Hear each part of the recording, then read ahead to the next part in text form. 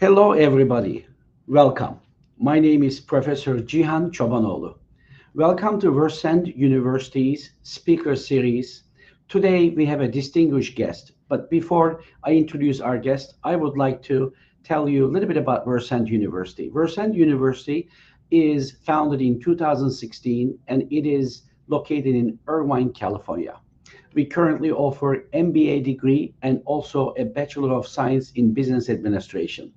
This speaker series is part of our efforts to bring industry leaders, experts with our students, and also our community. Today, I have a special guest with me, Dr. Regina Lark. I would like to welcome her to the stage. Dr. Lark, welcome. Thank you so much. Nice to be here Wonderful. with you. Thank you. Thank you so much for accepting our invitation and sharing your expertise with our students and our community members here as well.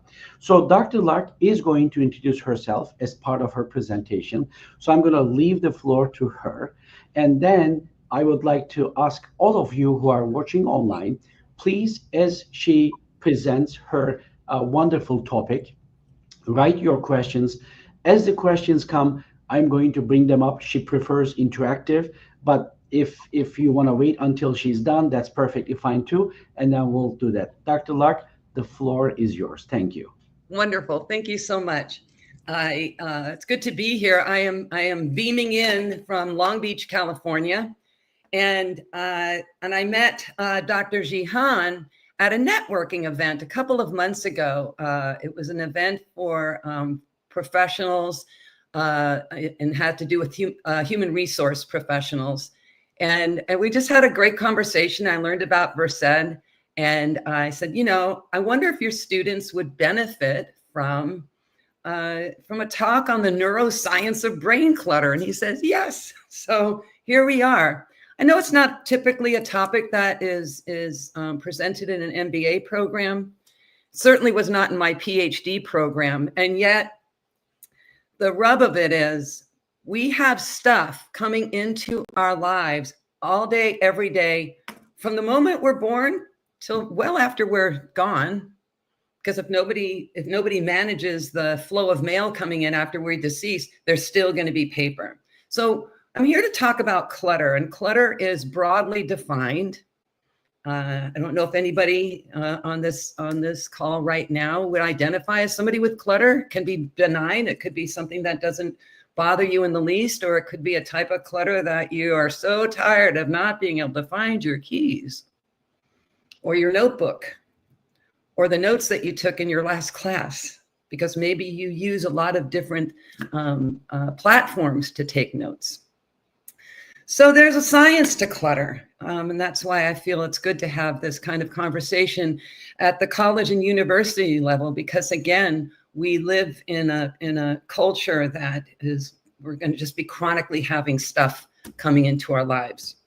Okay, we can go to the next slide. So I finished a PhD in women's history from the University of Southern California. And I am, in my work in women's history, I wrote a body of work that identified me as a subject matter expert on marriages between Japanese women and American GIs who met and married during the US occupation of Japan. And I had spent a good chunk of my adult life in higher education. And my last job was at UCLA. And I was a director of programs at the UCLA at Extension. And the summer of '08, I went to Jerusalem to visit a very good friend of mine. And while I was there, I said, Nadra, I don't want to be a tourist today. How about if I do your kitchen?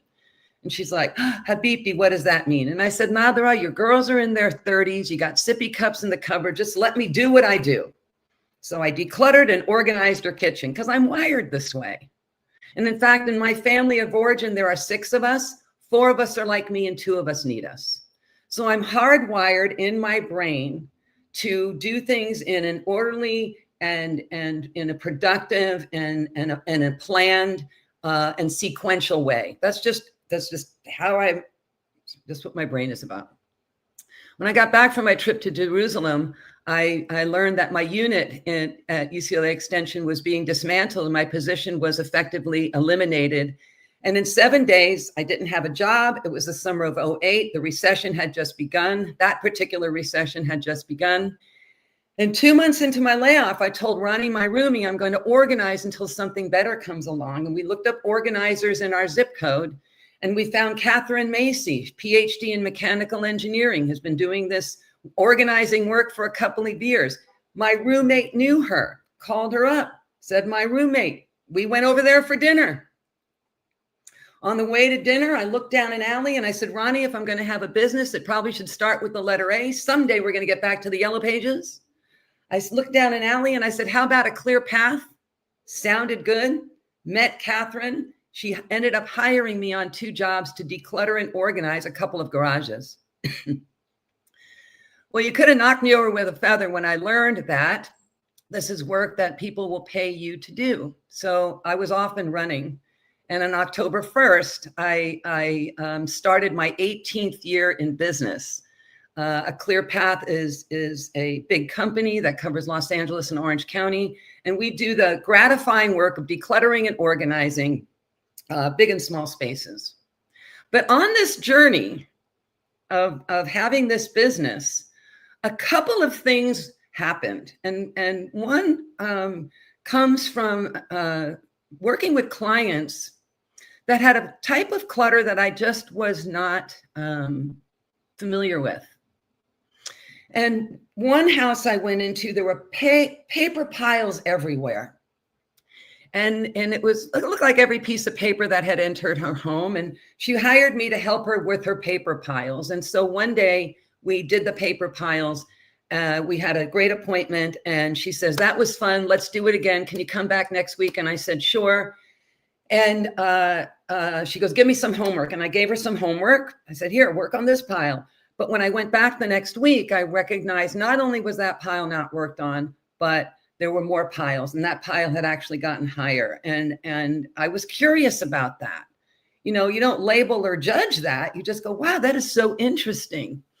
And within that same first few clients that I'm working with, I was also brought in to to work with a woman whose mom had passed, and all of her mom's furniture, artifacts, everything, the hairbrush, all kinds of things had gone to this woman's home. She just brought it all in. She didn't know how to make a decision about how to let it go. So she just moved it in on with her. And so she called me to help her. And within 20 minutes of being with her, she holds up a very benign looking eyeglass case. Like it had some embroidery on it. It certainly was something you could buy at CVS. And she holds it up and she said, should I let this go? And I said, sure. And when I was driving home, I thought she barely knew me and it felt like she was asking me permission to let this go. Well, I'm talking to my organizing clients about my observations in organizing land, and they led me to what's called the Institute for Challenging Disorganization. You knew you were going to get to the neuroscience of clutter at some point. And at the Institute for Challenging Disorganization, it's where mental health professionals meet professional organizers. And there's all kinds of great coursework and dialogue and information being shared across these spectrums. And I availed myself to a lot of coursework and training and certification to work with what we call in our industry, folks with brain-based conditions. So I became a subject matter expert on everything from the hoarding disorder. In fact, I'm an expert witness on hoarding here in Los Angeles County. And I come to understand this concept of what we call chronic disorganization. And chronic disorganization is brought to you by a really lousy hard wiring of parts of our brain that we call the executive function. Next slide, please. So the executive function, step back a little bit. And 50 to 100,000 years ago, I just learned it's about 100,000 years ago, we get cognition. So 100,000 years ago, Maya the cave woman comes out of the cave and she sees a soothing body of water, and she has neither language nor cognition. She doesn't know what that is, but it looks good, and her fight or flight brain just says, dive in.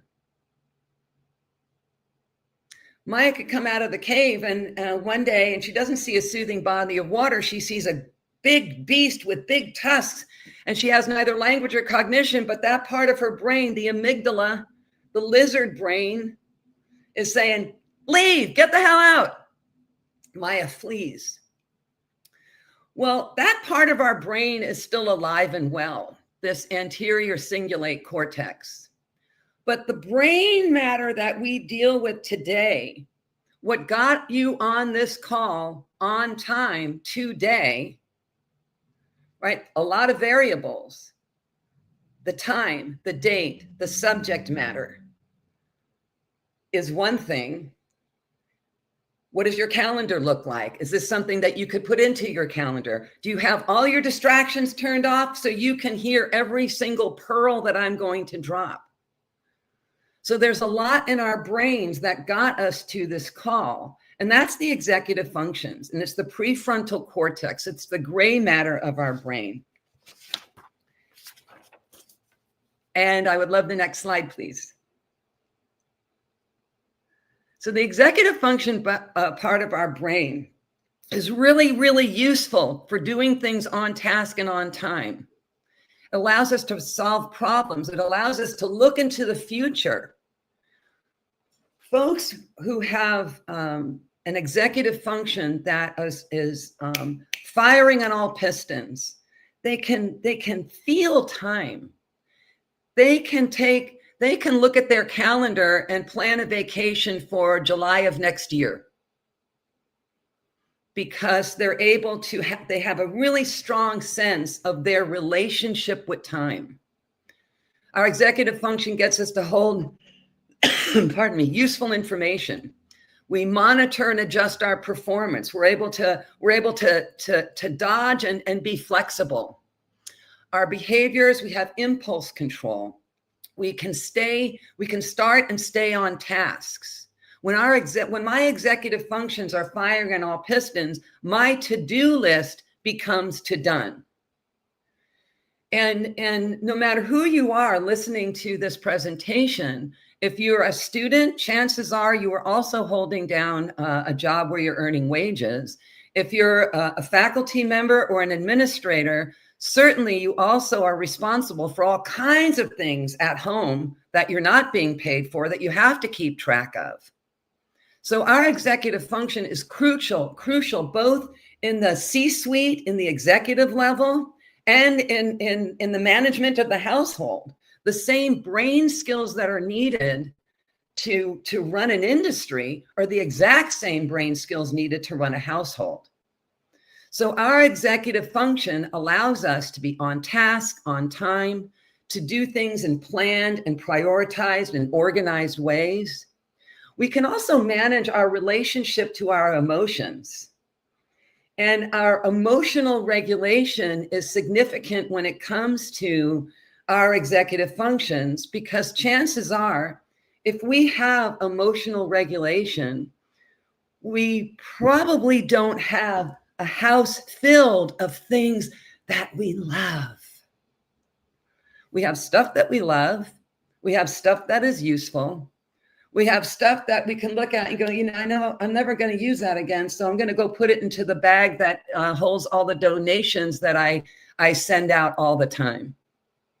And I'm going to plan my donation run when that bag gets full. And when that bag is full, I'm going to put it in my car on the day that I know that I'm going by the Goodwill. That's what executive functioning is. So the executive function part of our brain allows us to do things in the manner that we want them done, in the timeliness, in the timely way that we want them to be done. I will take the next slide, please. Any questions coming to you right now? I'm happy to, is there anybody on this call, Dr. Jihan? Yes. There is no question yet, Dr. Lark. When there is, I will come and bring it up. No I feel problem. like I'm talking to myself. Okay. No, no, absolutely. And there is lots of people are watching as we live stream this in LinkedIn and YouTube. Okay, wonderful. Thank you. So so I've got this professional organizing business, and what that means is that somebody calls me up and they're like, I can't take the clutter anymore. I've got to do something. And everything I've done for myself, I have failed myself miserably. And a lot of folks don't really understand the impact of our brain and our relationships to clutter, to stuff, to ourselves. And in fact, I'm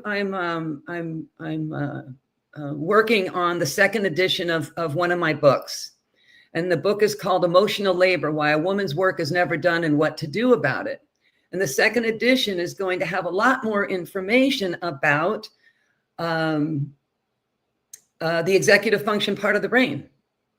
Because the executive function part of the brain contributes, if it's not working well, it's going to contribute greatly to clutter.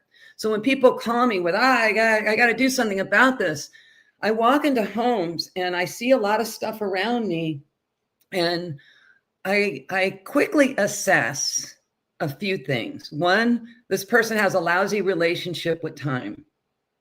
Two, this person has a lousy relationship with their emotions. They don't know if they need it someday.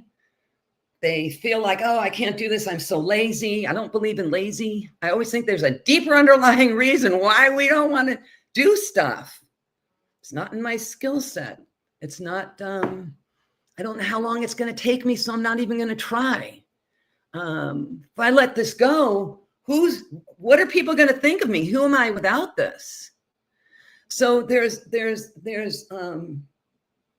emotional dysregulation when it comes to our clutter. And I see this all the time. When somebody comes in, I can't let go of these books. I love books. I know I'm going to read them all one day, or I've read them and I know I'm going to read it again. I love them. And then the space where the books are it's double and triple stacked. I mean, it's a lot of books. I am not able to let this go because it's a pillow that my grandmother embroidered. And how can I do that? And I just love it. And my grandmother would roll over in her grave if she knew that I gave this away. So we attach a lot of emotional weight to the stuff all around us. When I started this work, and I used to hear a lot, I will do it someday, I may need it someday, I don't have time. I hear all kinds of reasons why people are holding on to stuff. I don't have time to let it go. And what I've noticed is that typically, this is not a hard science, but typically we hold on to things for one of two reasons. If there's a lot of stuff in our lives, there's one of two reasons that we're holding on to it. So one reason is we're holding on to that which we think we may need someday. And someday is all the way out there in the future, or it could be tomorrow, but we're holding on to it for someday. And we don't ask, well, what does someday have to look like in order for me to let this go or use it? We don't ask that question. We also don't ask, if I don't have this any longer and someday arrives, what catastrophe is going to befall me? We don't ask ourselves. We just know something bad's going to happen. We don't know what it's going to be, but we know if someday comes and I don't have this, game over. Instead of asking, if someday comes and I don't have this, is there something in here that I can substitute? Can I borrow? Is the dollar amount to replace it low enough that I can repurchase it? And we ask ourselves these questions because if we're thinking about letting go, if we have too much clutter, we've got to come up with some criteria in order for the letting go to happen. People don't call me in because they're perfectly in love and satisfied with their homes and their desks and their workspaces. They call me in because they have a problem with all of that. So in order to ameliorate part of that problem, we got to come up with these questions. So we're holding on to the future, that which we think we may need someday. We're also holding on to the past, our grandmother's embroidered pillows, bowling trophies, lots of copies of our dissertation drafts, lots of copies of drafts of other things. We have all kinds of paper that we're holding on to, things that came into our life from the past. It could be yesterday, it could be 10 years ago. But we've come into an understanding that there's value here. There's value here, somewhere back here. And I might as well keep it. Whoever gave it to me said it has value. Whatever I read, I hear this has value. So we hold on to the stuff from the past, not asking, if this is not in my life anymore, who would I be without it? I'll give you a perfect example from my own life. I had, at one point, I had a 5 bookcases filled, floor to ceiling, filled with books that I was using to work on my dissertation and to teach. I was teaching history and women's studies at 4 different colleges and universities in Southern California. I was an adjunct professor, a freeway flyer. And all of the books had meaning to me, and they were all brought in for specific reasons, to dissertate and to teach.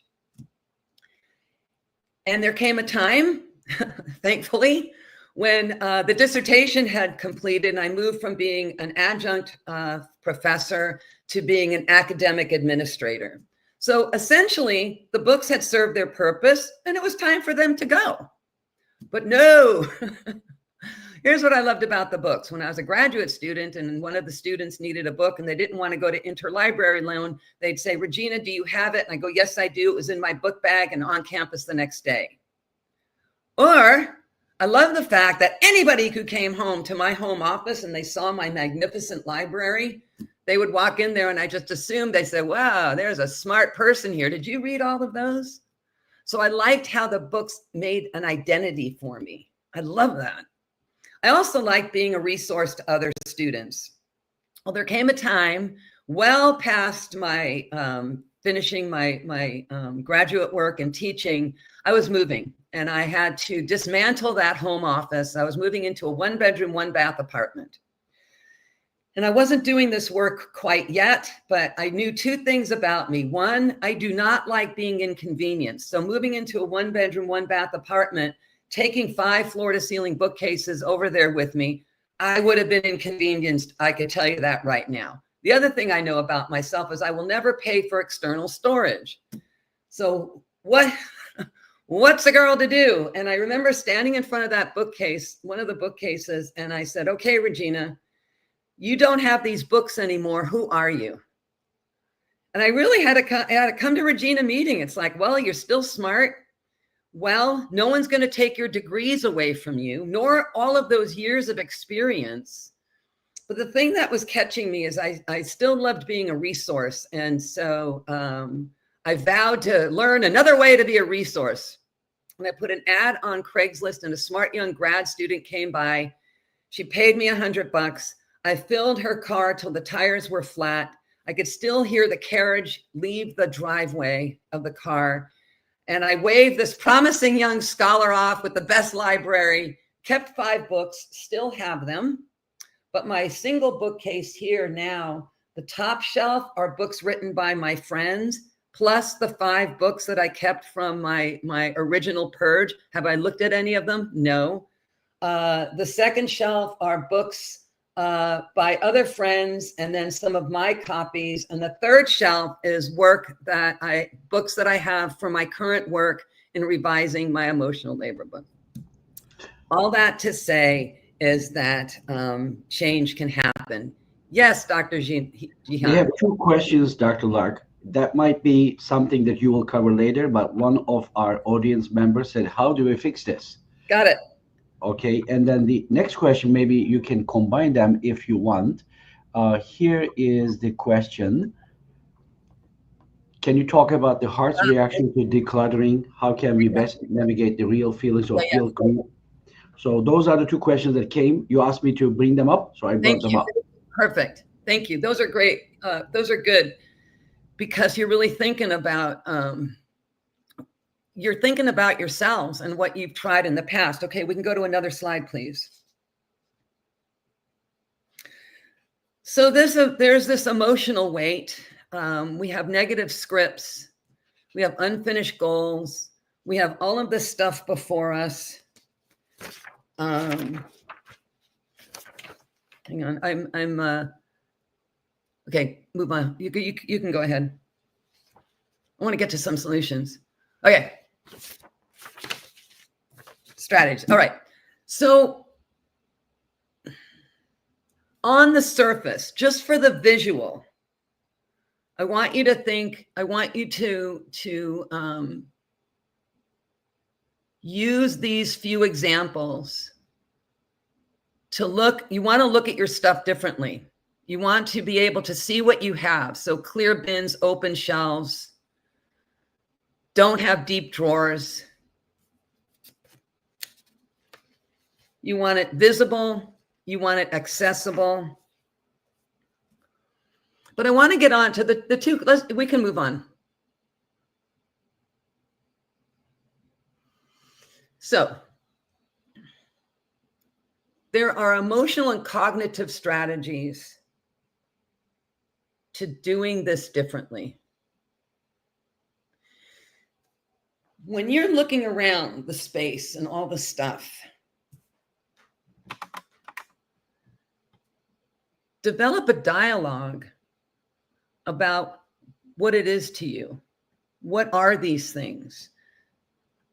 Work out, create a list of what do you need to have in your life to thrive? What do you absolutely need in your life? What are the things you want to have in your life versus the desire? Like, see if you can break these apart, need versus want versus desire. What I need, I'm a visual person. I like the aesthetic. So what I need is to have things hanging on my wall. Each thing has a very particular meaning for me. If stuff is going to take space in my life, my stuff doesn't pay my mortgage. My stuff doesn't really care how I live. My stuff is perfectly fine where it is. Doesn't ask to be moved. What I want to have around me are the things that make me feel like I'm thriving. Nothing gets to come through my front door unless it absolutely pleases me aesthetically, whether it's a blouse or an object. But no matter what it is, it has to go to a home in my home. Nothing gets to come in here and I just lay it down and I'll deal with it later. I'm disciplined that way. And I don't know if you have to be disciplined, but I do know what's going to help starting to dismantle the strength of the frustration of all of this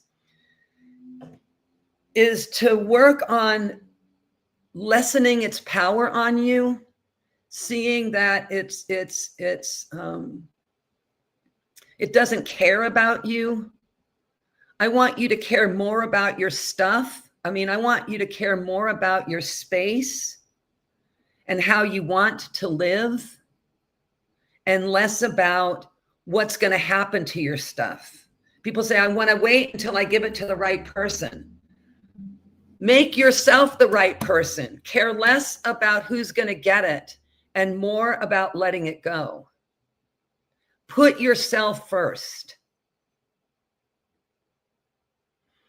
Understand more, become more known to yourself. Why are you holding on to particular things? There's no right or wrong answer, but you want to get close to understanding how to break free from some of these relationships, because all of it is relationships. It's our relationships to our stuff and our relationships to our space. And not to put too fine a point on it, but our relationship to ourselves in relationship to all of that. You know, what is our perspective about books? For me, books were written to be read. So I wanted my library to get its due. The books were written to be read. So much of this is really breaking the chain of the thinking that I think is the death knell of any company. This is the way we've always done it. We've got to think differently about our stuff and our relationship to it. I mean, I like stuff. I mean, we're here I live in a 1-bedroom condo. I have stuff, but all of my stuff is accessible and I put it back just as easily. Come up with an understanding. What does being organized mean to you? Not what you see on Instagram, stay away from all of that because it's intimidating. And if you are chronically disorganized because of brain-based conditions, none of those folks address that stuff. You may have executive function challenges that are contributing to the clutter. Become more known to yourself about that. When I think of the sentimental parts of life, the things that come into our life that make us go, oh, I love that. I love the woman who brought that into my life. That is a value that we have placed on things, or a value that someone said. It's like grandma's embroidered pillow, but it was grandma's. That word right there gives it sentimentality. I've had clients say, but this was my mother's hairbrush. It's like, well, everyone had a hairbrush. So let's drill down, and what is it about this hairbrush? Well, you're right. Or, well, I just have this memory of her brushing her long, beautiful blonde hair when I was a child. And it's like, then let's keep the brush, and we're going to put the brush here because I'm sure you're going to want to come across it again. So it's getting more known to yourself about your relationships to these things. Need versus want versus desire. We're going to meet our basic needs. What are those? And again, what are our basic needs? Are our basic needs 12 packs of Costco paper towels? Is that a basic need? Even if we only have room for 3-pack, but we got such a deal because we bought more? Put a price tag on your emotional well-being when you're buying from the big grocery stores. We don't live in the Adirondacks, most of us at any rate, especially on this call. I would imagine none of you live very far from any store. So think differently about what you need to have on hand. I just have one extra of everything I use regularly: face cream, shampoo, toilet paper, 1 pack of toilet paper. But I always have just one because I don't like being inconvenienced, as you know. So once I use something, I go into the cupboard and get the next one, and then I put on my list to get that replaced. Does that help? Those questions help? Did I help you? Absolutely. Absolutely. Thank you. Why don't we go to the next slide, please? Okay. So how to get started.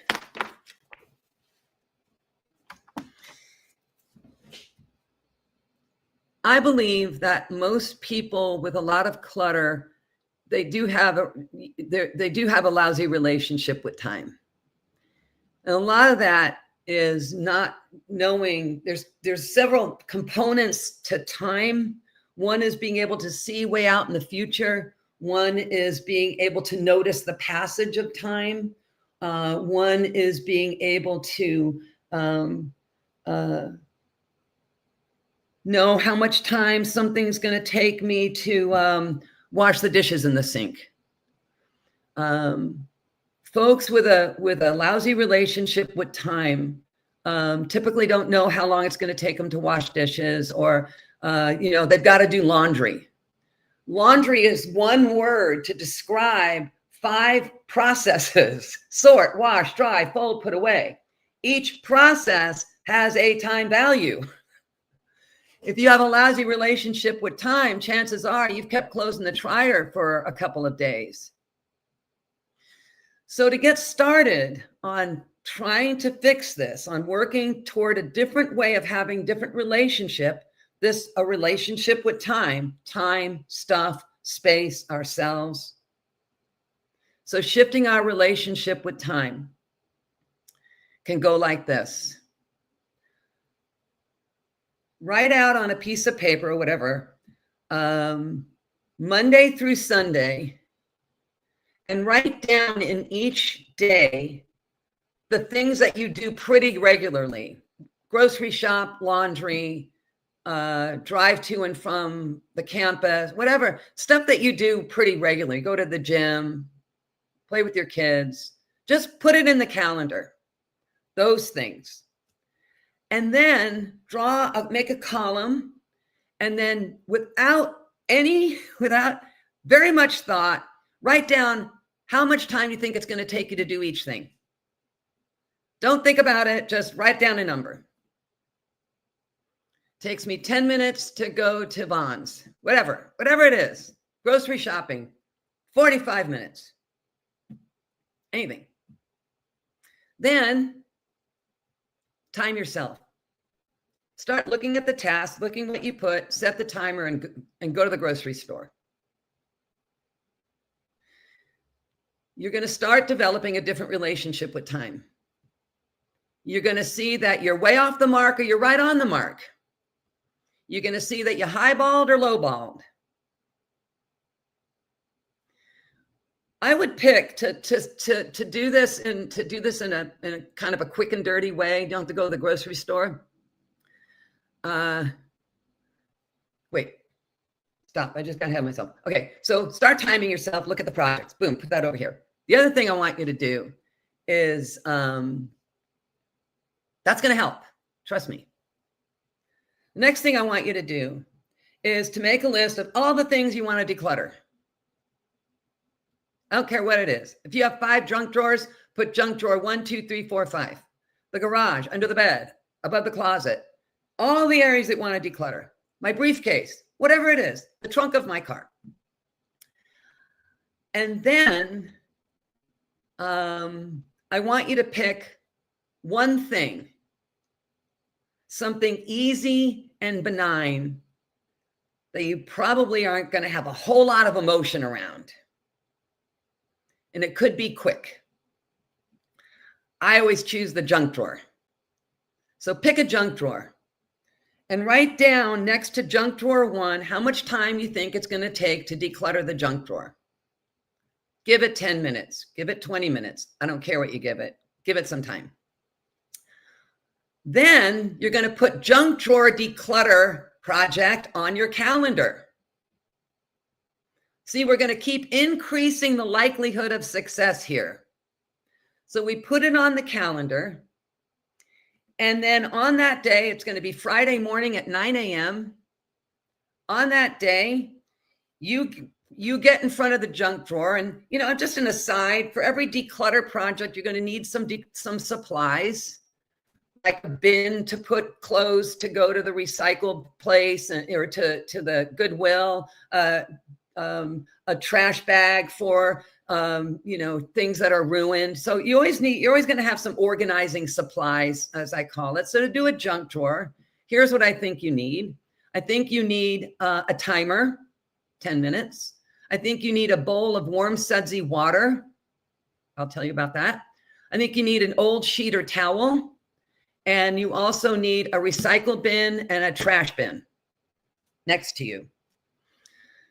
So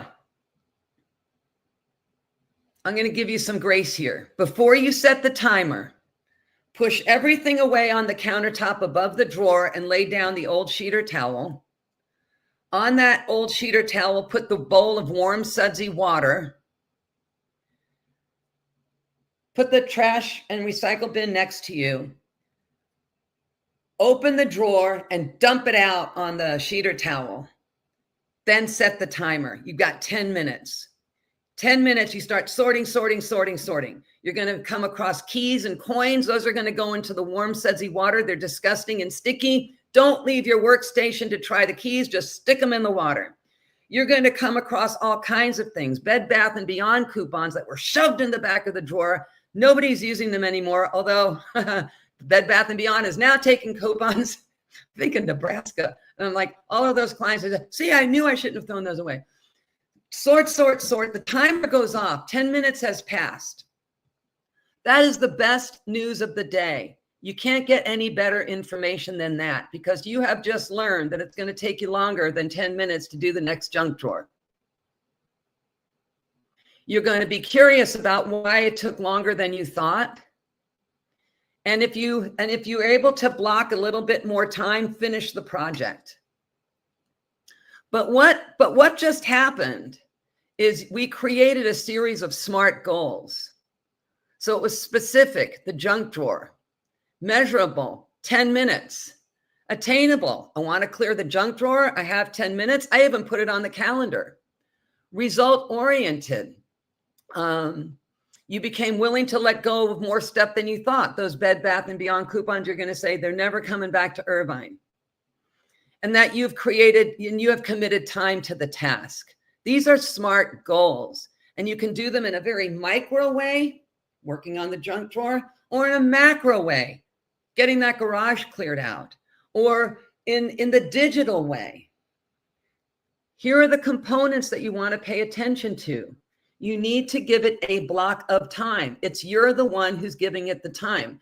Not too long ago, I was in a client's home, and she had the kitchen island in her kitchen was filled with everything. It was bananas and plastic bags and electronics, a Kindle. It was just filled with everything, potatoes, basket, and piled high.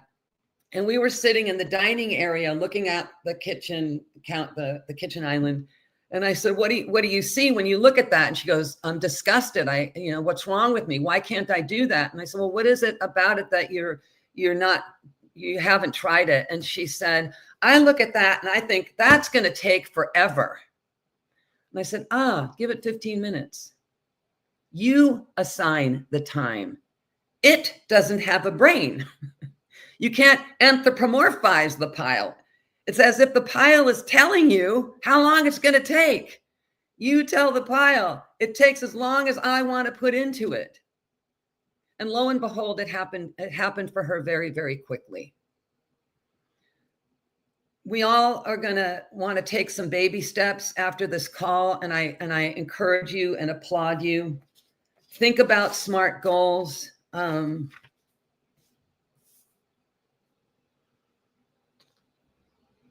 Think about how to prioritize. Prioritization is pretty tricky. When we walk into really crowded and cluttered spaces, it's like, well, where do we start? And we either start in the place where we think it's going to be more emotionally laden, and I just want to get this over with, because we could sit down on the floor of a bedroom with a client and pull the next thing out from under the bed, and it's a box of trauma. It's love letters from a deceased girlfriend. I mean, we're holding on to some heavy stuff, not just too many pairs of socks, So we go into a place where it feels really heavy and I just want to get it over with, or the junk drawer, a place that's very benign. Let's just see how this process works. And so those are some of the questions that you want to ask yourself. You can go to the next slide, please, Dr. Jihan. Dr. Lark, I have a comment. Yes. one of our viewers. So I'm going to show that to you in two pieces because I cannot put everything in one screen. So one of our viewers from LinkedIn wrote this. I would like you please to read it. Uh, To yes. this To slide, I this would like slide, you. on the SMART goals, I would add the importance and need for agility, being flexible and adaptable when something doesn't work as planned. It is essential for achieving the goals highlighted here. For identifying. Tasks that can lead us to absolutely, yes. Flexibility tends to not be in our nature. When we have chronic disorganization, we tend to have I call it the twin evils of perfectionism and procrastination. But yes, if you can be flexible, it's that thought of, if I let this thing go, I don't know when I'm going to need it. I haven't identified how it's going to happen in my life again. But if I let this go, can I be flexible enough to come up with an alternate solution? Can I borrow it from somebody? Is the item at a price point that isn't going to break the bank to replace it?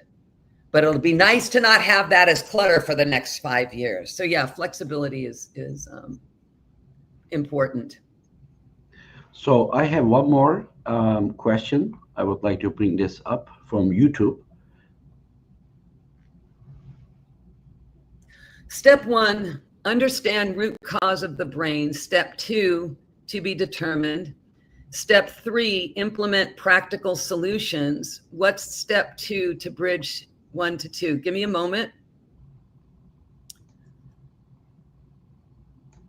Well, step 2 is, once you understand the root causes of the brain, I would look at what you've learned and then identify the threads or the strains where you're feeling challenged. So is the bigger problem time in your relationship with time? Is the bigger problem the emotional boundaries that you have or don't have? I would do a little bit more focus, because then what was number 3? Can you put that back up? And then implement. So what is it that you need to implement? Perfect. Wonderful. We can continue, and then as the questions come, I will bring them up. Yeah, well, I'm about done. I mean, I would love to open this up. If you look at the last slide, I have a little exercise. Given what you've learned today, what is the task that you plan to take on, and when do you plan to do it? Because it's really important to get it on the calendar. Wonderful. Dr. Lark, I have another interesting question. Let me just bring this up. Does our brain distinguish between physical and digital clutter? A full inbox and 100 open tabs have the same negative impact on our focus. I would imagine that the individual needs to answer that question.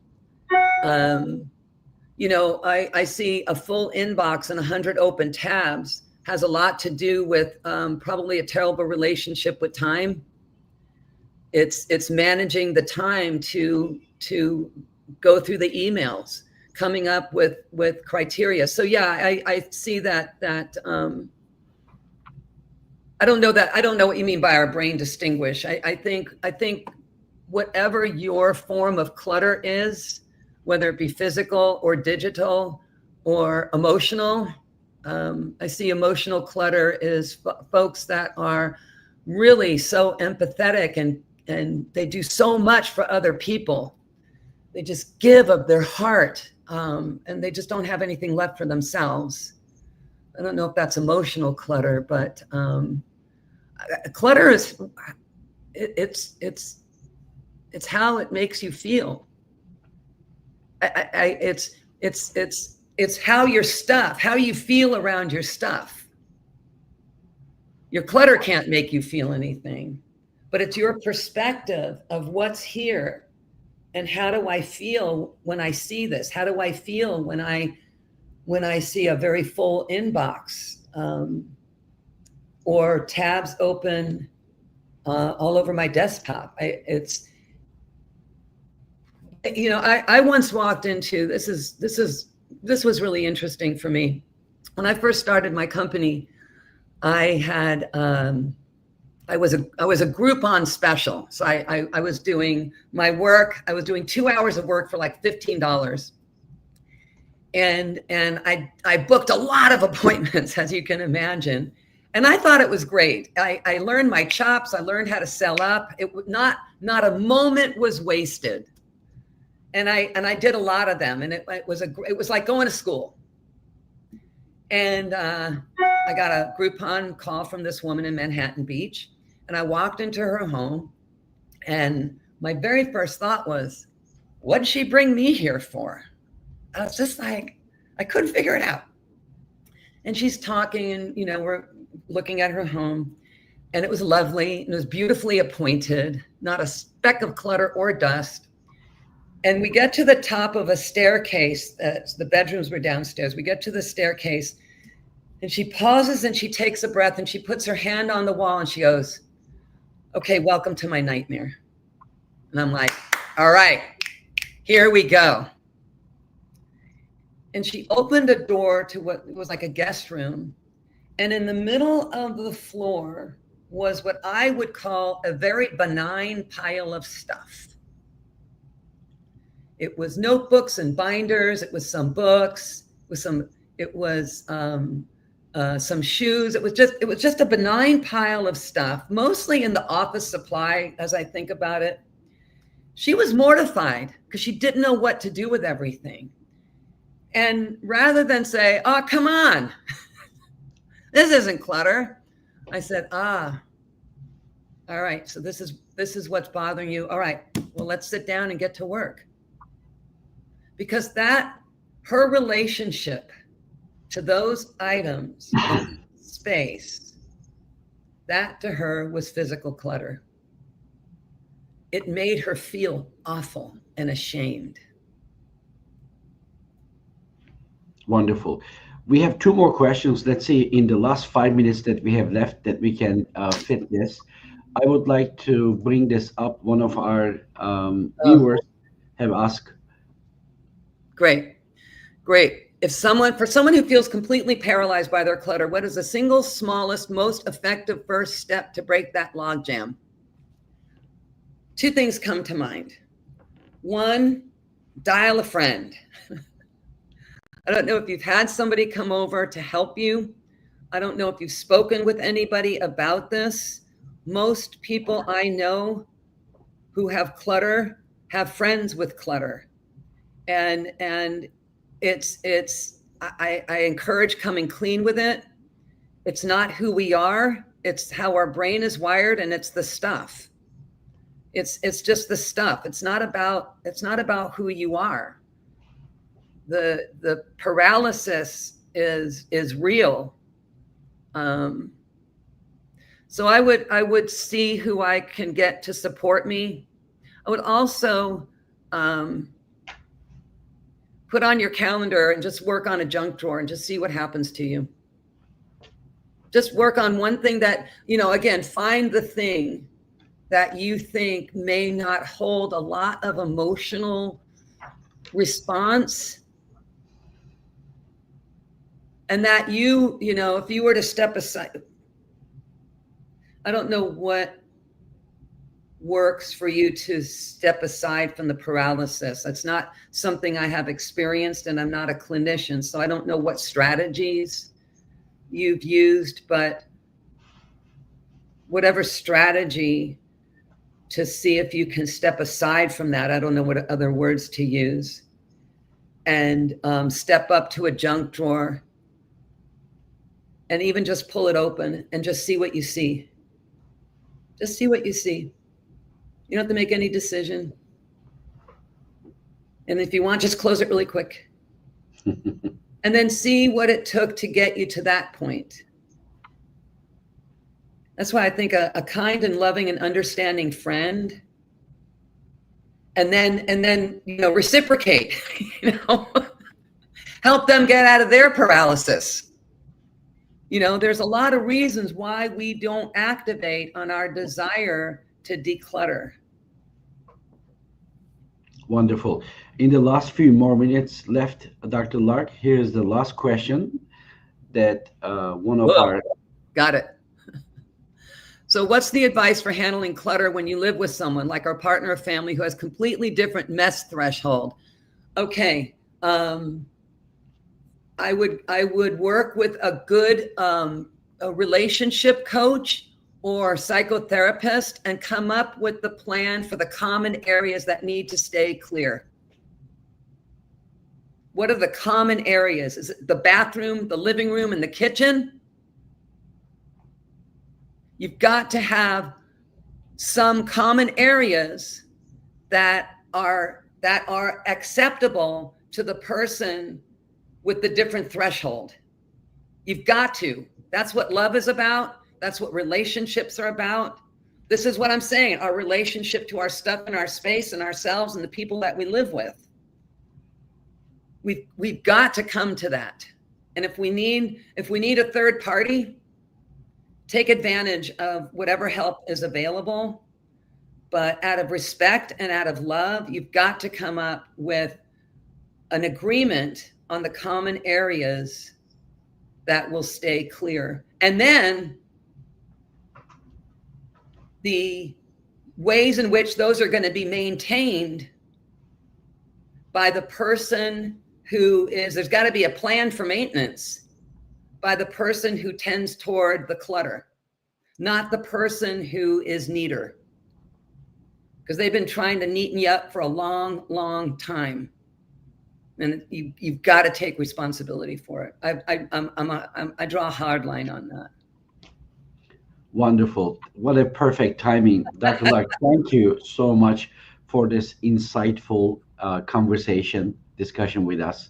I hope everybody found it. I hope some people found it useful. It's not a typical NBA conversation, but an important one nonetheless. It is very important, and I can understand that our viewers, our students loved it because of the interaction, the questions that they ask. Right. And please be reminded that this is live stream right now, but it will be available on Virscend University YouTube channel. So there might be some questions later. People will be, I'm sure that they will be watching this, and if they do come, and then we'll definitely pass them to you. I would love to, I'm available to everybody, and I know you can put my website and contact info on your show notes. Wonderful. We will do that. Thank you so much again. Thank you so much. It was a lovely meeting you in that chance room, and then here we are. Thank you so much. Wonderful. Thank you. Have a wonderful day. Thank you to our viewers. We'll see you in our next speaker series. Thank you. Bye-bye.